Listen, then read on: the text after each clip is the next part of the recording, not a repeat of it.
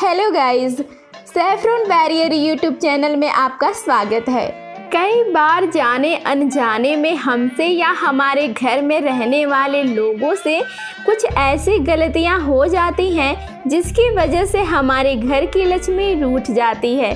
परिवार में कर्जे दिन दूनी रात चौगुनी गति से बढ़ते जाते हैं।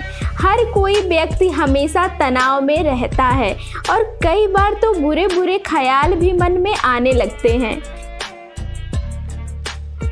घर में रहने वाले स्त्रियां गृह लक्ष्मी होती हैं और जाने अनजाने में वो ऐसी हरकतें कर देती हैं जिससे उनका घर बर्बाद होने लगता है।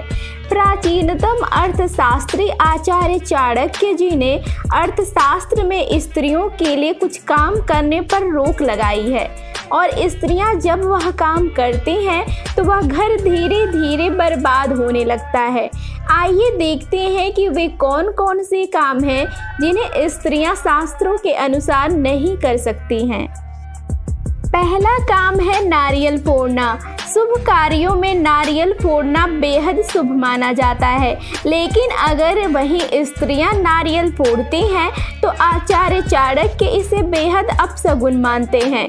दक्षिण भारत के प्राचीन ग्रंथों में स्त्रियों को नारियल देखकर छुप जाने की सलाह दी गई है। जिस घर में स्त्रियां नारियल फोड़ती हैं वहां पर शैतान का वास होता है और उस नारियल की खोपड़ी की तरह वह स्त्री अपना घर भी तोड़ देती है। तो आज से अगर हमारी माँ बहन नारियल फोड़ती हैं तो उन्हें ऐसा नहीं करना चाहिए। हनुमान जी बाल ब्रह्मचारी थे, इसलिए स्त्रियों को हनुमान जी की मूर्ति को स्पर्श नहीं करना चाहिए। स्त्रियां सिर्फ हनुमान जी की दूर से ही पूजा अर्चना कर सकती हैं। कलयुग के साक्षात जागृत देव हनुमान जी ही हैं। जिस घर या मंदिर में हनुमान जी की मूर्ति को कोई स्त्री छूती है तो वे काफ़ी रुष्ट होते हैं और हनुमान जी का गुस्सा दुनिया में सबसे ज़्यादा खतरनाक है। तो हमारी माताओं और बहनों को भूल कर भी हनुमान जी की मूर्ति को स्पर्श नहीं करना चाहिए।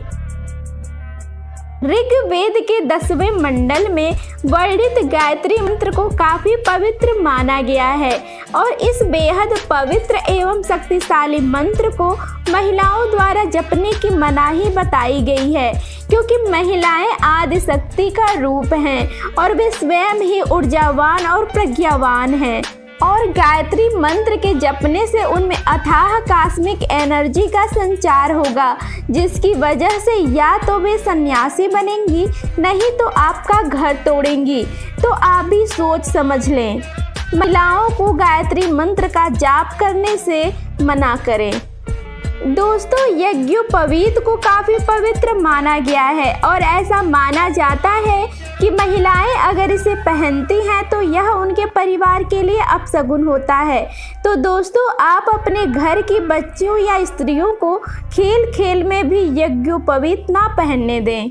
अब हमारा आखिरी टॉपिक है कि महिलाओं को हर हालत में कभी भी कद्दू नहीं काटना चाहिए, क्योंकि भारतीय शास्त्रों के अनुसार कद्दू को सब्जियों का ब्राह्मण बताया गया है।